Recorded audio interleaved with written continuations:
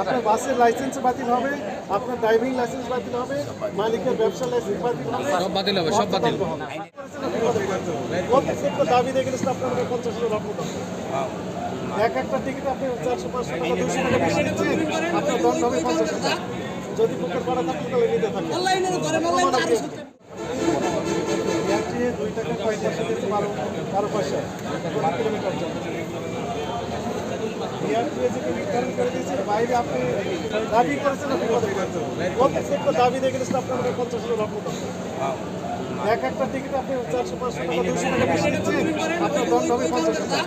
যদি বুকের করা থাকে তাহলে নিতে থাকে শুধু আমাদেরকে আমরা জানান দিচ্ছি যে আপনারা 100 টাকা 500 টাকা 1000 টাকা বেশি আপনি দিয়ে দেন।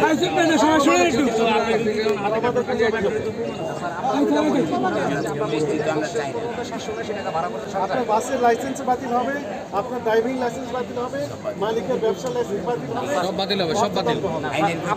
আপনি বক্সিংস পর্যন্ত কখন হবে? না পরে স্যার, হবে, ঈদের পরে হবে। ঈদের পরে হাতে হাতে করতে পারলে এখনই হবে। না স্যার, আমি ওটা বলি না আপনারে। প্রমাণ না হাতে আছে স্যার মনে করেন বক্সিং করতে 779 টাকা ভাড়া করছে, এরপরে তো অতিরিক্ত 40 কিলো যাইতেছি আমরা। আমাদের বক্তব্য অতিরিক্ত 100 কিলো যাচ্ছেন অথবা 10 কিলো যাচ্ছেন, এটা আমাদের কনসার্ন না। কনসার্ন হচ্ছে বিআরটি সরকারি অর্গানাইজেশন, আপনাদের পরিবহন মালিক যারা রয়েছেন নেতৃবৃন্দ এবং বিভিন্ন স্টেক হোল্ডার রয়েছে, তাদের সাথে বসে সমঝোতা ভিত্তিতে একটা রেট নির্ধারণ করে দিয়েছি এবং সেখানে আপনাদের পরিবহন নেতাদেরও সাইন আছে, রেজলিউশনের সাইন আছে। এখানে মানতে বাইরে তো মানবো অবশ্যই। বাইরে গিয়েছেন আপনি বিপদে পড়েছেন, বাইরে যাইনি বাইরে এই হুঁশিয়ারি দেওয়ার জন্য আমরা ওইটার মাঝে আমরা ওইটার ধন্যবাদ স্যার, খুশি হলাম আপনার কথা শুনে। এখানে হইচই করা কিছু না হইছে করে না ধন্যবাদ আমরা কিন্তু ওই সবাই বিপদে সাবধানে হুজুর বুঝছেন? আপনি যেভাবে বলছেন যে গাড়ি বন্ধ করে দাও, ব্যক্তিগত আসে না। আমাদের রোড পারমিট জামালপুর পর্যন্ত আপনাদের শেরপুর পর্যন্ত 779 টাকা ভাড়া নিয়ে শেরপুর পর্যন্ত নামাই দেওয়ান দিছে, জামালপুর পর্যন্ত নামাই দেওয়ান দিছে।